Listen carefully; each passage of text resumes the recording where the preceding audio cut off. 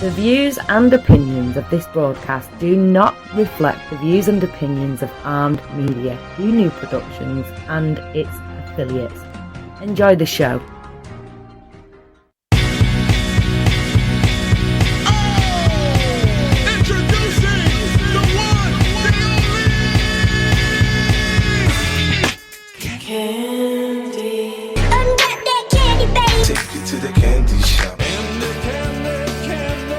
Tastes just like candy.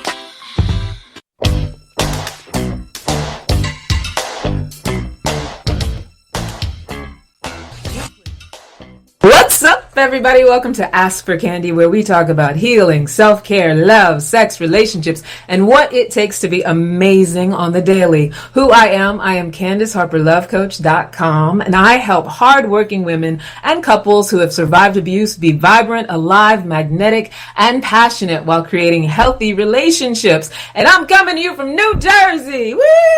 It's the fall, and you guys know, those of you who've been listening, that our theme all season long is healing the mother-daughter relationship. And this is our wrap-up show. We're about to put it all together. Renata says, hi, ladies. We already got people trickling in on the Facebook.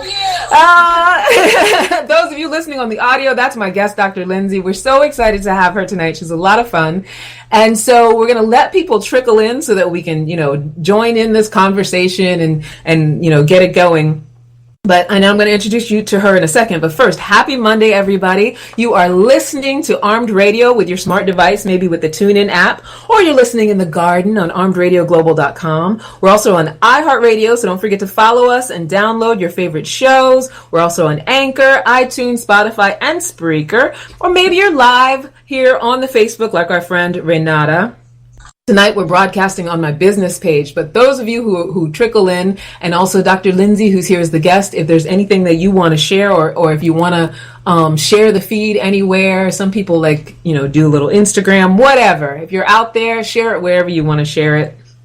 It's all good. We love it when people join in. Also, for the people that are shy and they don't want to put all of their business on blast and be commenting on Facebook, telling us all about their stuff, you can email me at askforcandypodcast@gmail.com. And if you have any questions or comments, I definitely respond in later broadcasts.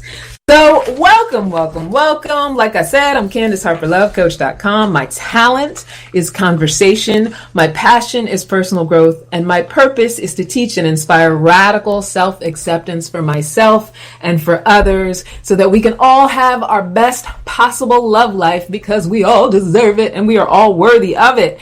And that is why this is a conversation. We're not here to hand down a bunch of dating or relationship rules or rights and wrongs. We're not here to shame your love situation. Our only intention is to create audacious intimacy, seductive singlehoods, and healthy relationships.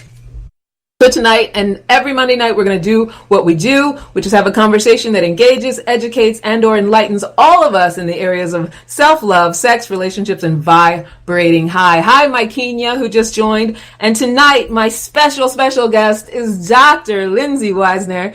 And let me tell you a little bit about Dr. Weisner. She is a clinical psychologist in Long Island, New York. She graduated from Georgetown University in 1999 and was awarded a fellowship in child development at the National Institute of Child Health and Family Services. She received her doctorate from C.W. Post, Long Island University, and went on to pursue a postdoctorate training at the American Institute of Psychoanalysis. Dr. Weisner is the current host of the Neurotic Nourishment podcast and the co-author of the upcoming book, 10 Steps to Finding Happy. This book will be released on March 20th, 2020. I love those numbers. I know, right? Those are fantastic numbers. In accordance with the United Nations International Day of Happiness. That's perfect. I know, and who knew that was a real thing, but it is. Right? I love that that's a real thing. It needs to be a real thing. We're living in very, very uncertain times. A lot of anxiety and depression going around. So much, but I have a job, so it's worth it. Right? So Dr. Lindsay, take your moment, say hi to everybody. Let them know who you are and how you are. Hi guys, I am still Dr. Lindsay Weisner. I'm a psychologist in private practice. I am also a fairly newbie podcaster and an author with a book coming out, and I think this is the perfect season to have me on because, as Candace and I were talking about before, there is no easy mother-daughter relationship. Right. And I think we have to find a way to be happy no matter what our daughter relationship is, either where we come from or the one we have with our children. Yeah. Oh, I love that. It's interesting because initially when I started this theme, I was having a lot of guests on who were like in a sandwich generation position where it's like, they're taking care of their kids and they're also about to, or on some level, taking care of their parents. And I feel like, when we've had traumatic pasts, specifically in the mother-daughter relationship, that is a whole can of worms. That's a whole can of transformation right there. Sure. How right? do you care for someone who didn't care for you? Yeah. And then also learn how to care for people who do expect your care and learn how to do that when you weren't taught to do that. Right. The examples that were set for us are ingrained in such a psychological way. It's funny. I had a patient. I worked yesterday. A patient showed up in a raincoat, and it was pouring, and I was like, oh. I never thought about a raincoat, and it has something to do with a self-care issue. Yeah. Just missed, and I would like to hope that I don't miss it with my kids. But who knows? It's tough to shake our past and find a different future. And at some point, we have to work towards forgiveness. So I think this season is amazing, and you're so brave and so interesting to follow it along. Oh, thank you. I have a question for you around this because I can say for myself that my discovery in the past few years of sort of healing a traumatic past, I found that a lot of the work that I do, even though I wasn't consciously aware of it, and the reason I became a coach was around my own healing. Do you feel like, because you started out young, a lot younger than I did. I didn't start coaching until I was 40, 2012. Yeah, 2011. So, you started out in college, right? You were already ready to study psychology. Is that? Kind of. I wanted to be a writer. I became a psych major because a professor told me I couldn't. And I sort of recognized his narcissism as something that I was familiar with. Yeah. And sort of said, nope. And, immediately went to major psychology. In psychology, I became a psychologist. I got a fellowship, a 2-year fellowship with the National Institute of Health in Bethesda, Maryland. Okay. And this was a natural progression to getting my doctorate. But it was also tough to move past those things that hold us back. Yeah, no, totally. Do you feel like, especially being so young and studying this, Did you feel like you had to deal with things that you didn't want to have to deal with personally in order to go through your education and all of that stuff? So part of my postdoc work at the American Institute of Psychoanalysis did involve 500 hours of 4 times a week therapy. Oh, wow. I can definitively say I am less crazy now than I was then. But I think that crazy remains because we're all a little bit crazy. Yeah. But I definitely had to find a way to move beyond my past. And I think I try to do that every day, every year, every minute. But I also think it makes me a better therapist. Yeah, absolutely. Absolutely. Go ahead. What were you going to say? No, currently I found for the moment a sort of niche specialty in patients who are have suicidal ideation and are teenagers, and that's huge to be able to sit with that level of sadness and desperation and not react or overreact. But I think part of my past and my upbringing has taught me that people can feel things and not act on it, or not act on it successfully. Yeah. It's taught me to pause before I react. I think that makes me a better therapist for many patients, but largely suicidal teenagers. Wow. We're so quick to jump to save people who sometimes just want to be heard. Yeah, and just want that connection, right?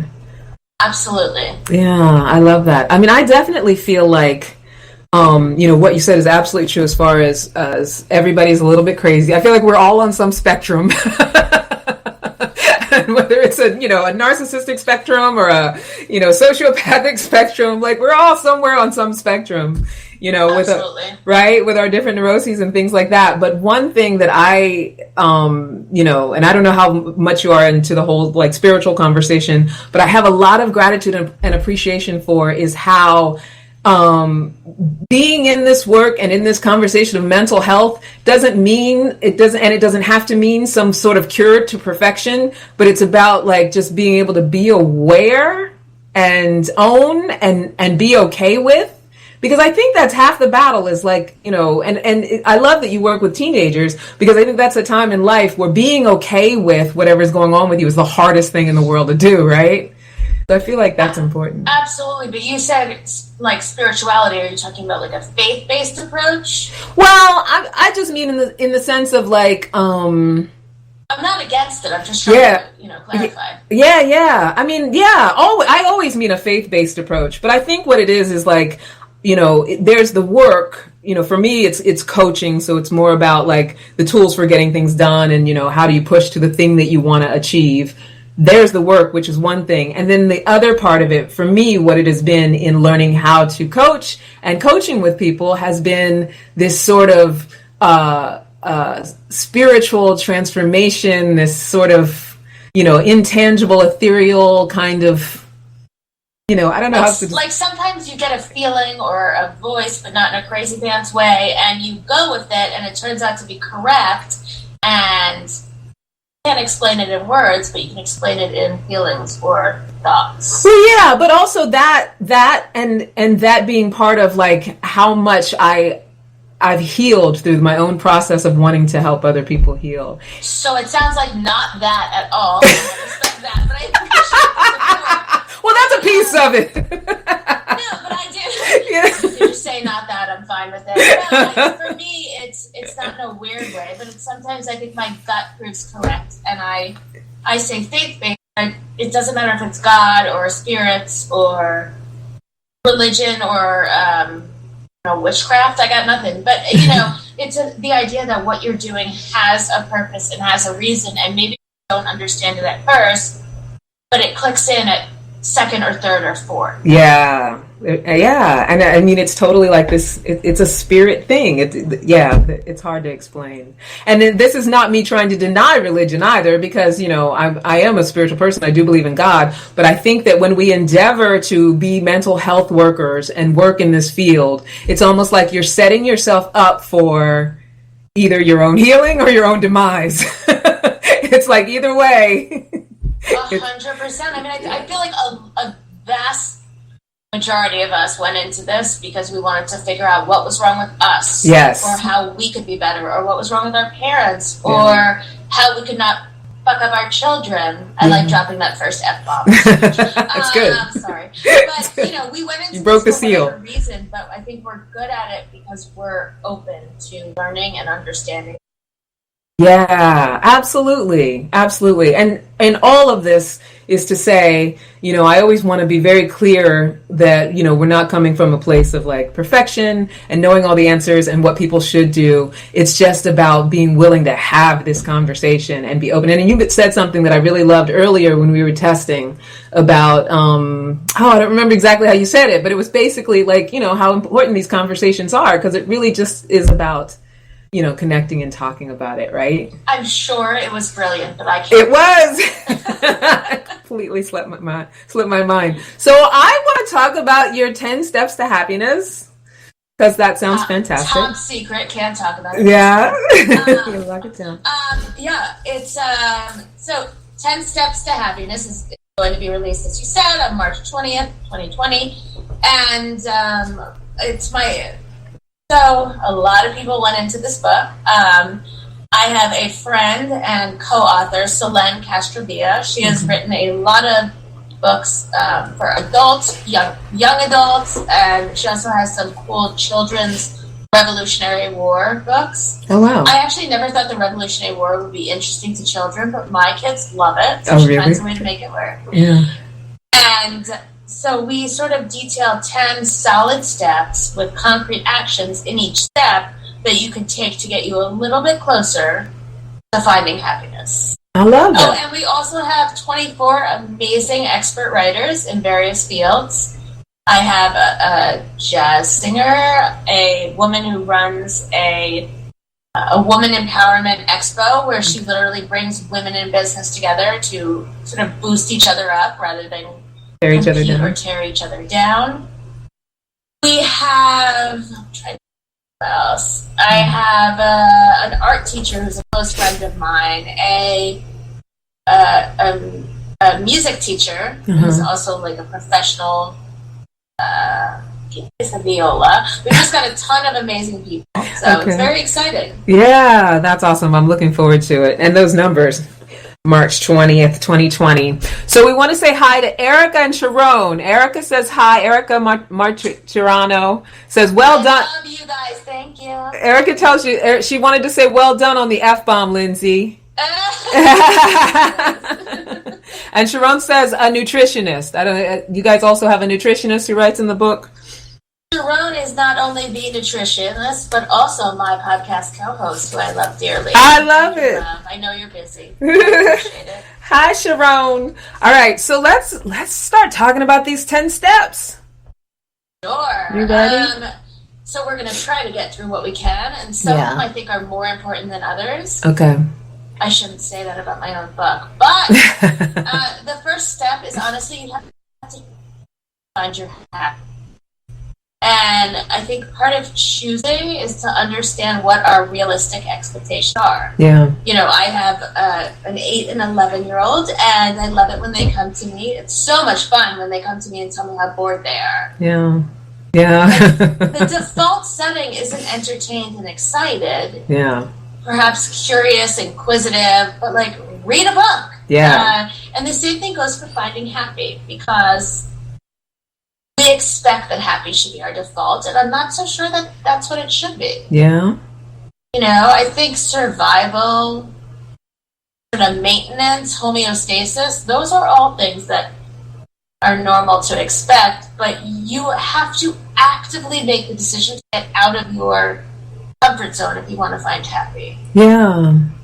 I love that you said that, because here's the thing. I feel like that is the basis of a lot of the work that I do as well, because I'm a big believer in, you know, taking responsibility for our own experiences and the choice of happiness. And I also love that you talked about survival, because I was just doing some research recently. And I was reading about how our default is survival, and it's part of why we struggle against you know, just being okay. Like it's why peace is not our default, because biologically we're wired, right, to be looking for the trouble to keep ourselves protected. 100%. Right? Meanwhile, we live in a culture, in a society where, for the most part, obviously there are people who are in at-risk situations, but for the most part, we live pretty cushy, especially compared to the rest of the world, right? Yeah, we do. And you know what I've noticed with my patients, and I cannot prove this on any sort of a scientific, statistical, you know, way, because I just don't have enough time in the day, but my patients who suffer from anxiety are largely either patients whose parents, one or both, suffer from anxiety, and or patients who have been brought up in unpredictable environments. And that's where we feel that danger. Yeah. If you are brought up in a predictable environment, see, I circled back around. Sharon would call it a pivot. But I circled back around to that whole, you know, mother-daughter relationship. If you are brought up where what you expect is realistic and provided for you, you're less likely to have anxiety. Yeah. I can't prove it statistically, but anecdotally I can. And so I think we all need to sort of alter our expectations. Yeah. Absolutely. I also think too, I mean, you know, that being true, and then also there's this whole thing with connection and how, you know, I'm hoping that as generations get younger, it evolves. But like, I look at my parents who are very much baby boomers, or like, I don't know if they're considered elder baby boomers or the generation right before, younger version. I don't know, but since none of us actually know and just pretend, how old are your parents? They're late 70s. Okay, I still don't know. I think that's like, it's either slightly older baby boomers or it's the forgotten generation, which that should tell you enough right there. They call it the forgotten generation, right? But that generation in particular, the way that they connect, and this is very generally speaking, is through ailment and pain and guilt. Oh my God, we all connect through ailment and pain. I know, but still a bunch of 40-year-olds.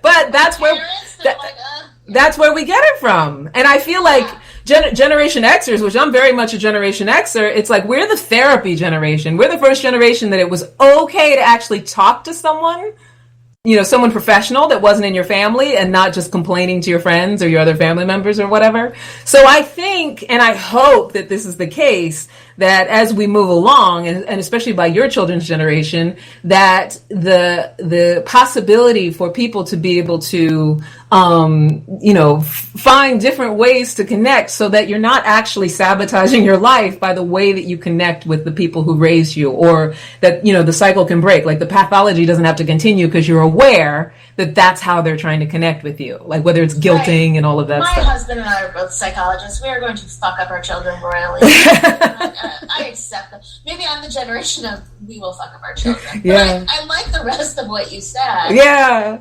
And it's true. I think we all get sucked into whatever our generation is. Yeah, no, totally. I mean, there is something to be said for certain things can be inevitable, but I do think that, there has to be some hope for that people will get to a point that we realize, first of all, how powerful we are and how much we don't have to live in any kind of victimhood. I have a whole thing with victimhood. I have a very interesting relationship with victimhood. I'm curious because I don't know about it. I think victimhood is both what keeps us alive and also what holds us back. Yeah. Yes, I agree with that. And I do think that that's why it's a complicated thing. But I also think that it's one of those things that it's very important to, and just like with anything else, be willing to be in some level of awareness around it. So there's our story, and this is just how it is. This is what it is. This is where I came from. This is how it's going to be. And that to me is a dangerous kind of victimhood, because I think it kind of sets us up for, sabotage. For some things it's no big deal. Like, I cook the way my mother always cooked and, that's harmless.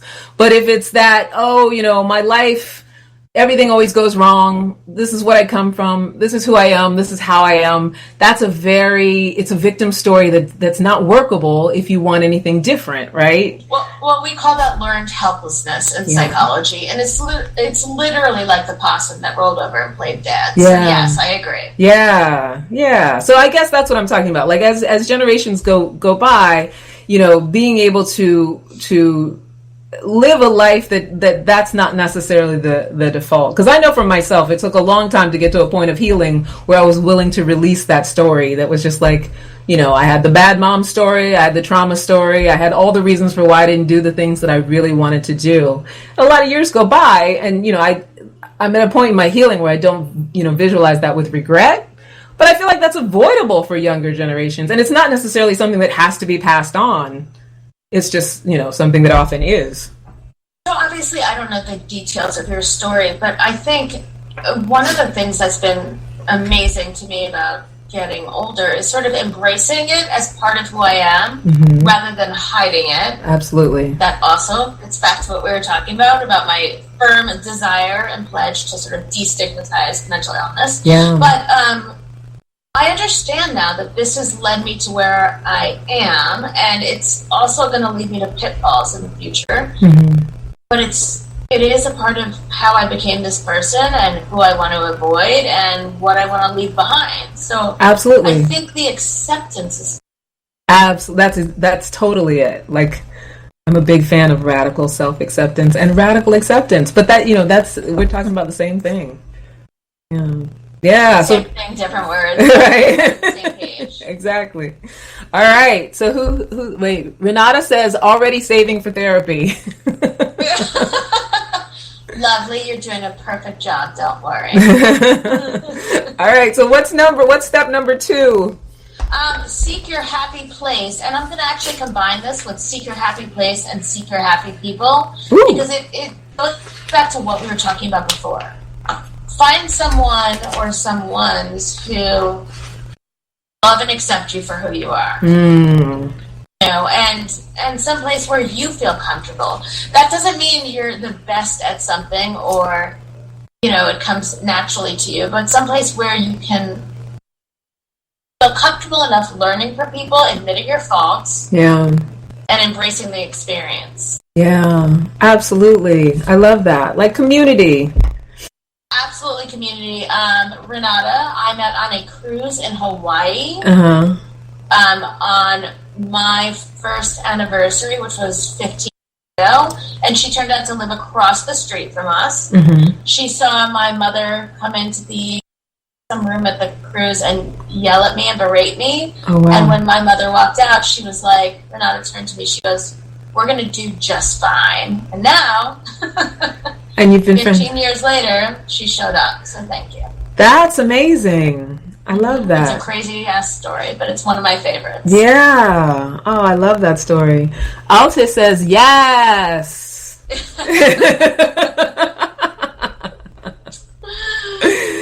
Step number 4, by the way, is accept people for who they are, which does get back to what we were talking about before. Yeah. Here's the thing, and I want to ask you about this because I kind of poll people a little bit. It's going to sound maybe a little Pollyanna and people make fun of me for it. I really, honestly, truly believe in unconditional love. I do believe that it's the only kind of love that actually is love or an expression of love. Not saying that you can't love someone if you're not treating them unconditionally, but I do think that it is the pure expression of love and that it exists and it's possible. What are your feelings about that? About unconditional Can I ask you a question? Yeah. Yeah. Who do you have unconditional love for? Well, here's the thing. I have unconditional love for myself, but that took a minute. Like, that's something that I had to understand what that was. 100%. And I have unconditional love for my family. Now, here's the thing about that. I don't believe that, like, in loving someone unconditionally, it's like you said, it's full-on acceptance, right? I accept you for who you are, for who you aren't. That doesn't mean that I let whatever you aren't or whatever you are change or alter who I am. That's not loving somebody. It's that I can accept that you're where you are and be with where you are and do what I need to do to take care of myself first.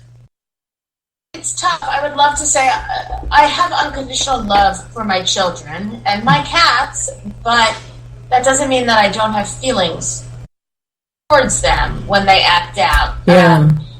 So it's a difficult thing, and I also think that the older I get, the more I think that love, unconditional love, and being in love are different things.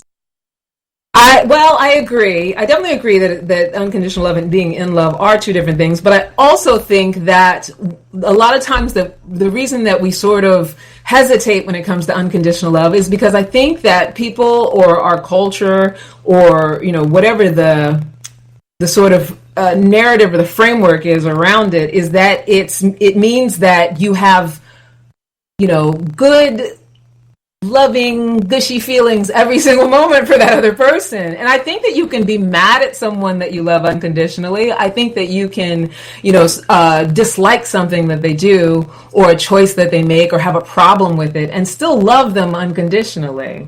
Like, I think the reason that people struggle with it is because it's set up to be this thing where it's about perfection and accepting everything and trying to be like Jesus or be an angel. And I don't think that that's what unconditional love is. I think that what it is it's being able to just be with that, like you said, there's going to be times where I don't feel that good about you, but it doesn't change the fact that I love you. I think that, I don't know how well it worked out for Jesus, but honestly, but I think that if I'm going to have unconditional love for myself, I don't know how much I can have for everyone else. I think that my door is always open for repair and, you know, further love and further conversation and further development. But I don't know if at this point in my life I personally can recommend unconditional love for myself or my children because I want them to be wary, and it's probably because of my mother-daughter relationship, honestly. But but I also respect what you're saying. I think it's just a different way of looking at it. Yeah, no, definitely. I also think, it's really, and also why these conversations are so important, because I think for all of this stuff, it really does have to do with what our sort of beliefs are around it and how we define it. It's about definition as well. But I will say for my own, and the reason that we're doing the whole mother-daughter theme, and we talked about this before, for my own history with my relationship with my mother, one of the things that came out of the healing that I've done so far, that has come out of the healing that I've done so far, is how important it actually is for what I'm defining unconditional love to be, and the learning what that is and how that is, because I really do believe in the filling of ourselves up in order to overflow onto others, and that it's not, I think we have such a thing in our society that's about self-preservation and self-protection and, the good and the evil, or, and how to combat anyone taking advantage of you, and, diagnosing people as narcissists when we don't have a doctorate degree. You know what I mean? Like, I feel like we're very quick to do that, but not so quick to be willing to let go of the perfectionism, the judgment, the criticism, all that stuff that our parents might have taught us. That's the unworkable stuff that once we get past it, we break that cycle. So if I'm not in a place where I need to be in judgment, criticize, cutting people off because they're not doing what I want them to do, and I'm in acceptance of who the people I choose to be around, if I'm in acceptance of myself, I can overflow and be in acceptance of other people. Sure, and I think you also have to choose who you can and who you cannot be in acceptance. Yes, on some level. I mean, I think you can be in acceptance of everybody. Being in acceptance doesn't mean you have to be with them. Do you know what I mean? Like, you can accept that someone is not, like, I have a previous relationship that was very abusive, and I can be in acceptance that he's on his journey and not have anything to do with his daily life, like not have anything to do with him, and still, wish love on him, and have gratitude and appreciation for what I experienced with him, and how that altered me, and how that changed me, and what I chose beyond it from my life that I maybe wouldn't have chose if I didn't have that experience with him, and still know that it's not meant for us to be together today. Sure, I think that what you're saying, the way I would word it is that everything happens for a reason, and I don't have to actually accept the side of my life and how you led me to the path that I'm on today, which that I can appreciate. Yeah, I do believe that everything happens for a reason, and I also believe we can always make better choices. Yeah, no, that's absolutely true. Yes. All right, honey. What are we on? Step number 5. We are on step number 5. This hour goes fast, by the way. Huh? I'm sorry. I was going to say this hour goes fast. By the way, we're already at 35.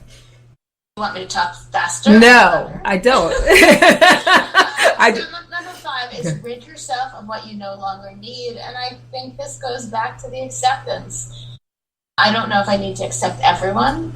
I think sometimes I can just let it go. Yeah. And this goes for every relationship in your life. I mean, we go into it more in the book, but pretty much you have to do what you can to make that decision. Can you both accept and let it go? Like, can you do both? I think so. Yeah.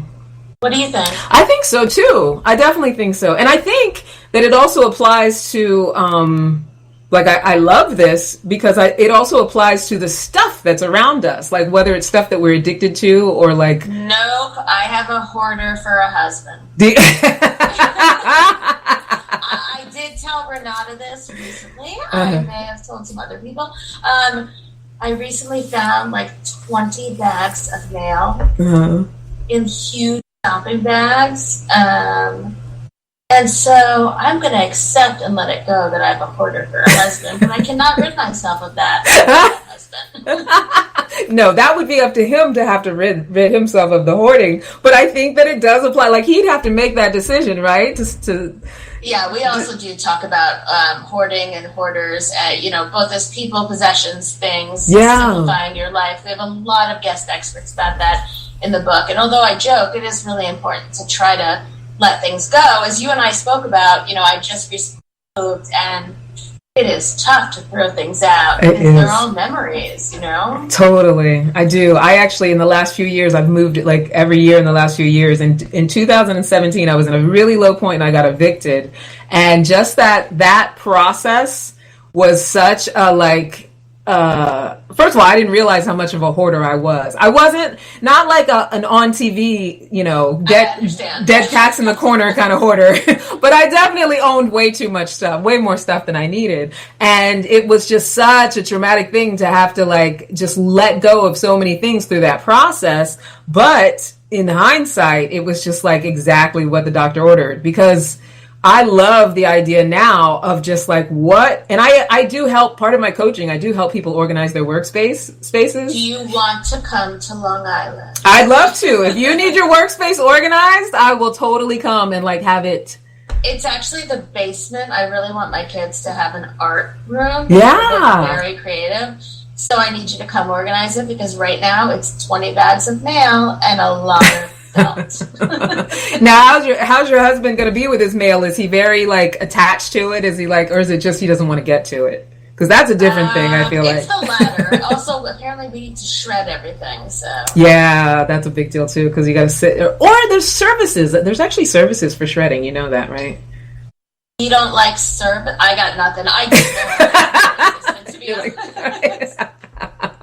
I had no idea. Yeah, but back to that, I think that when it comes to whether it's addiction or it's hoarding or food, whatever, I feel you're right. The in our journey of happiness, it is so important to be able to just say it's okay. I don't need this thing. I don't need it, and it's okay. Also, I don't need this that I think I need, which doesn't mean be unhappy. It just means we don't all have to be happy all the time. Yeah. Step number 6 is actually do what makes you happy. Love it. And you and I have been talking about this a lot in our sort of pre-show stuff, which is you and I both enjoy the podcasting, the talking to other people, the connecting. Absolutely. So whatever it is that makes you happy, do more of it and don't feel guilty about it. Yeah. Sorry. I love that. If I could add the waiting for approval, not only don't feel guilty, but don't need anybody else to approve of it. I feel if for me in my journey around it, I didn't even realize I'm considered kind of a little bit of a rebel in my family, but I didn't realize how much I was still waiting for approval and waiting for permission to do a lot of the things that I love. Why are you a rebel? Just because I didn't get married. I didn't do the normal traditional things that people have done in my family. My parents, they've been married for, I'm 52 years. My sister, her and her husband have been married for 30 plus years. That's very much the tradition in my family. And my younger sister. I mean, it's the happy tradition. I'm not asking. I'm just saying, keeping with tradition isn't always. I agree. I totally agree. I'm definitely, and that's part of what makes me a little bit rebellious in my family, is that I pursued what I've wanted to pursue. And sometimes that's been to my detriment, because it really was just about bucking against and resisting, which I think a lot of times bucking against and resisting usually, at least for me, doesn't always end up in exactly what I was hoping. But that said, I would never trade the fact that I decided to take my own journey and take my own path and not kind of follow in line with what the sort of rules of the family were. Yeah, I think it's a lot. First of all, I think the rules of the family usually do nothing very interesting and not a lot very good, because it's following in line. Yeah. And I also think being brave and being bold is underrated. Yeah. Yeah, absolutely. And I think too, sometimes, and for me, I didn't realize how much, even when I thought I was being going against it, I really was in anxiety or concerned about not having the approval. it took for me to understand that you know what, you're still waiting for approval. The fact that you're approaching this thing that you love in a way, even just coaching, let's say, for instance, and running my business, I was very trepidatious in those first few years because it was like, should I even be doing this? You know, why am I trying to, no one in my family starts businesses. Women, when they get married and they have someone support them, and you know, that's what I think I should be doing. And so there was a lot of self-questioning, a lot of imposter syndrome.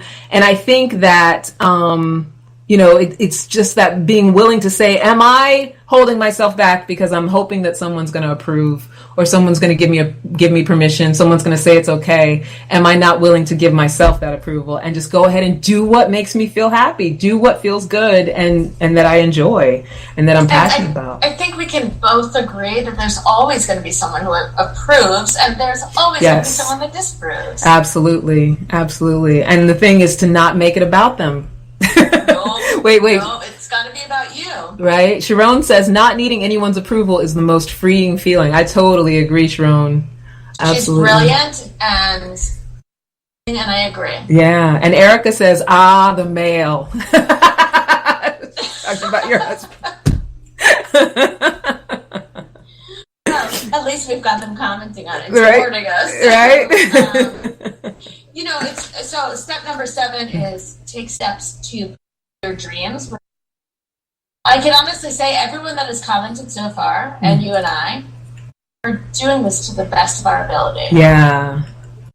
You know, I mean, I could say more about that, but there's plenty of people in the book that say it more and say it better, and I just think you have to be brave and bold and all the things I said 5 minutes ago.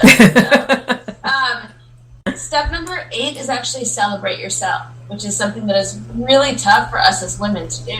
Yeah, I totally agree with that. I'm a big I teach a movement and meditation class that's all about that. I am a big advocate of self-celebration. I have a coach, mentor, who actually does work around the womb, because I think that, you know, you're right. Like, as far as women are concerned, it can be somewhat of a challenge to get into self-celebration. And a lot of that has everything to do with not just our culture, but also our, you know, shame around sexuality, things like that. And so she does these exercises and meditations around the womb and the sexuality and, you know, unpacking all of that I think it is really, really important to be able to just say, like, I appreciate my life, I appreciate my existence, and it's okay if I'm 10 pounds too heavy. It's okay if I'm... So I relate to the 10 pounds too heavy, maybe 20, maybe 30, but what's the connection between womb and sexuality? Well, what she does, you know, when I say womb, I'm saying that in an all-inclusive way. So everything that encompasses our... Yeah, I understand the vagina is included. Yeah, it's like our biological, right? Our biological womanhood. But the way she uses it, she kind of uses it metaphorically, like the womb includes everything that you've given birth to creatively, your relationships, your romantic relationships, your sexual traumas. Like she is sort of metaphorically using the womb as our apex, our center. Interesting. Yeah, and so the work that she does is around, you know, if we are healing that sort of center of ourselves, that apex of ourselves, and we're in acceptance of, you know, what that part of ourselves has been through, and we learn to love that part of ourselves, we can then celebrate it.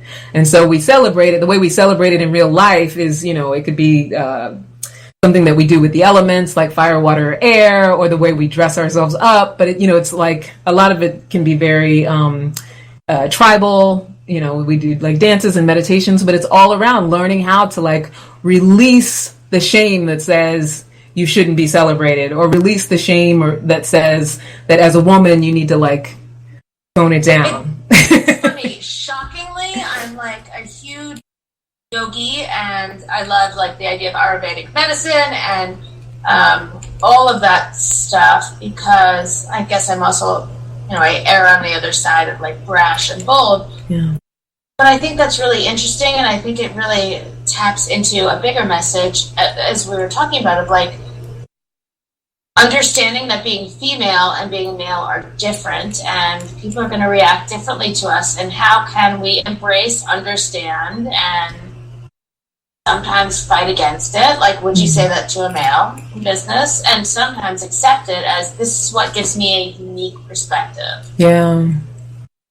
I mean, I think that all of that's true. I do think that, and to me, this sort of speaks to like identity in general, because I feel like it's really important.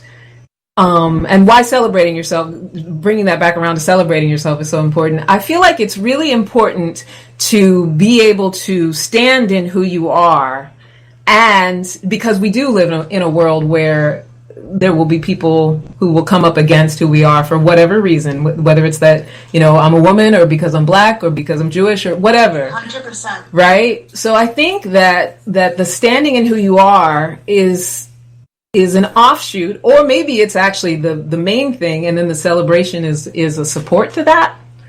Like, I feel like that's... Right, but I think we also need to accept, like, it still feels odd and uncomfortable to point out differences between us, and it shouldn't. Like, it should, I saw it with you, I felt it with me. We should be sort of embracing who we are, how we are different, how we are similar, and what we can do together. And I just don't think, I don't know if I'm there yet. I don't think most of us are there yet, but it is something to look forward to. Absolutely. I totally agree with that. To move forward to. Yeah. Because I think the best thing about having a podcast, for me, and I think for you, as we spoke about before, is speaking to people who we wouldn't normally speak to, and seeing, like, how we can learn from each other. Yeah. I agree. Yeah. No, I totally think so. And I think that's how we do. Like, that, like you said, the willingness to celebrate ourselves is the start. Because if I know who I am and I feel good about who I am, I'm okay that you're different, and I can still feel good about you. Right. And also, I think it takes some time to learn who you are. Yeah. And I think it evolves over time. I know who I am today. I know what I believe today. But if I'm the same person now that I was like 10, 15, 20 years ago, then I've wasted a lot of time, right. That's true. Absolutely. It's my thought. All right. We're at, what step are we at? I feel like... No, I'm sorry, I was going to tell you, but then I was like, maybe you should leave. We're at step 9, which is spread joy, which honestly, I think we've been doing with this podcast. Right? And then... well, now wait, though, with the spread joy, because I always feel like, I want to give people nuggets, because if I'm someone out there, and I agree with you, like, I love, my bio on my Facebook is autogenic bioluminescence, so I'm all about, like, spread the joy, the smiles, and all of that. But for people out there who, like... don't know what all those complicated big words mean. Yeah, exactly. Or are just in a space of like feeling like, my life is shit. Like, what do you mean spread joy? Like, what is a takeaway for someone, who's... So last year at a local high school, there were actually 2 suicides, teen suicides. Yeah. And when I spoke with several of the teenagers who had gone to the high school, one of the things we spoke about, because I'm scared and I want to know this for my own kids. And one of the things we spoke about was, well, what did someone do in the community, in the school, in the whatever club to help, like to make you feel better, to make you feel appreciated, loved, I guess joyful. That was not my exact wording, but joyful in the moment. Yeah. And a few people told me that the others, I would like to say PTA moms, but I can't guarantee that, had shown up after school and given out flowers with a little note on them that said, you are appreciated, you are loved, you are worthy, something. Yeah. And to me, that always strikes me as, we've got a lot better examples in the book, but that always strikes me as like a small thing to do that makes a huge difference. It's like when someone comes home with flowers for no reason. Yeah. It's something that just says thank you for being you and for trudging through whatever you're going through. Yeah. So that's my association, which is not technically what's in the book. That's how I like to think of it. And But it makes sense. Like, if I'm someone out there right now who's like feeling kind of down on things, it could just be a little bit of acknowledgement of somebody. It's basically what you're saying, like just acknowledging that somebody, matters, or that they were there for you, or that you appreciate their just existence. to say thank you for like thank little you. things. Yeah. No, I like that. And then the last one is grateful. Be grateful for what you've come through. Come from what you're going through and where you're going next, because none of us know. Yeah. And also it gets back to celebrating the moment, be grateful for the moment. This shit is tough. Yeah. It's tough for me, it's tough for you, and I think we all have to acknowledge it. That's part of the reason why, I'm excited about the book, but I'm more excited about the idea of sort of, promoting an acceptance of mental health awareness, mental health advocacy.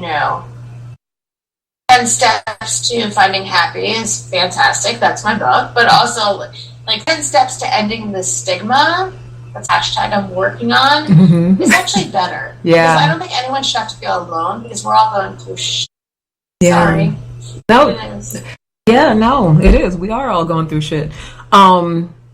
I want to acknowledge you for what you do, especially your work with teenagers, because I think that you're absolutely right. I think that more than anything, and this is a belief of mine, I know that everyone doesn't think the same way, more than anything, we need to continue and maintain connection with each other. And because we are in such major populace, and and I think that digital communication is fantastic, but also it's a convenient way to not have this sort of connection. I think it's important. Absolutely. Right? Yeah. It's important to have people in the world who are willing to see people who maybe are part of a marginalized, like teenagers. I think one of their biggest things is being actually seen, and not just, and I think that's why the suicide rate is high. Right. It also applies to any minorities, not only African American, but polyamorous, LGBTQ. I could go on and on. With teenagers, I wish I could say this was something I dreamt about and thought about, but it's really something I fell into when I realized that you can tell me horrible shit, and I'm not going to react in a way that's going to make you feel uncomfortable. I'm going to ask questions and figure out what we do next. Yeah. And I think, and men also, not a lot of men are seeking mental health. Yeah, absolutely. Well, I just want to say thank you for that. You're doing God's work. I think it's fantastic. I think it's important for, anyone out there and all of us out there. If you do have an impulse to connect with people in a way that helps them, I think that it's very important that we follow those impulses, whatever the reason that we decide to do them. And so thank you. I think same goes for you, though. Thank you. I know you're being all shy, but the truth is you do this. Yeah, absolutely. Thank you for that. I appreciate it. So Dr. Lindsay, tell everybody where they can find you, what you're up to, what they need to do, what if they want to work with you, whatever you want to tell them. Absolutely. So currently I'm exhausted. I just moved into a new house. My kid just gave me the bird last week, which was super exciting because it went something like, look at bird. I'm in Long Island, New York. Okay. You can also find me on Facebook at Lindsay Callan Weisner. You can find me in Callan with a K. You can also find me on Facebook. We have a 10 Steps for Finding Happy book group. We also have a launch party, because I like the word party, that we are still trying to develop. If anyone wants to help us spread the word on the book. I am on Twitter as Lindsay S. Callan, Kallen. And then I am also on Instagram at Psych Shrink Mom, at Neurotic Nourishment, that's for the podcast, and also at 10 Steps Finding Happy. I know it's confusing, but I didn't know what I was getting into when I started. I hear that. So I apologize. Yeah, no, that's good. So now what we'll also do for the people who are on Facebook, we'll put in the comments all of your handles and the link to get in touch with you as well. And so those of you who are out in the Armed Radio listening world, you'll be able to access this on the Armed Radio group. So if you want to get in touch with Dr. Lindsay. And yeah, Dr. Lindsay, thank you so much.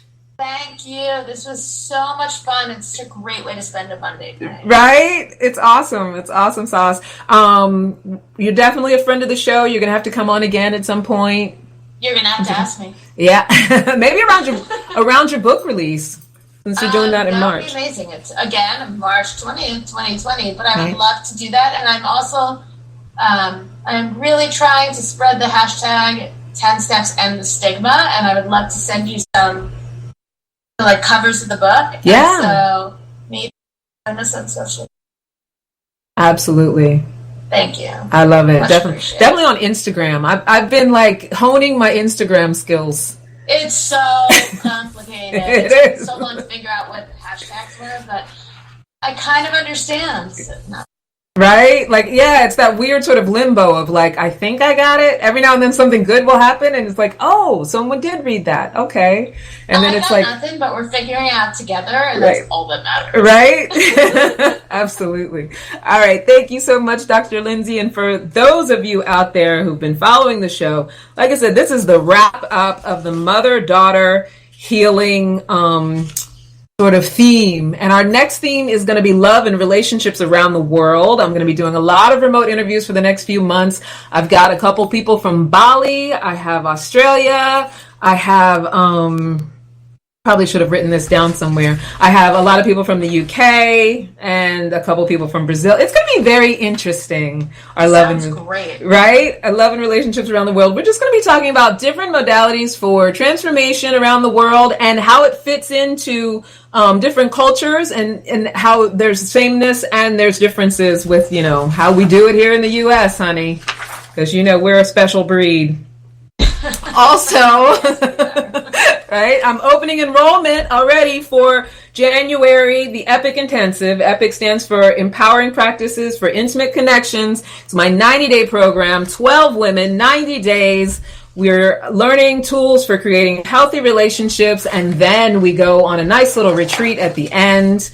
It's transformative. If you want to get out of your own way, if you want to come to radical self-acceptance, rock your relationships, all that good stuff. I got 1 minute left on Armed Radio. Armed Radio, until next time, never forget that you are a love machine. If you ever start to feel like you aren't getting the love you need, just make more and ask for candy.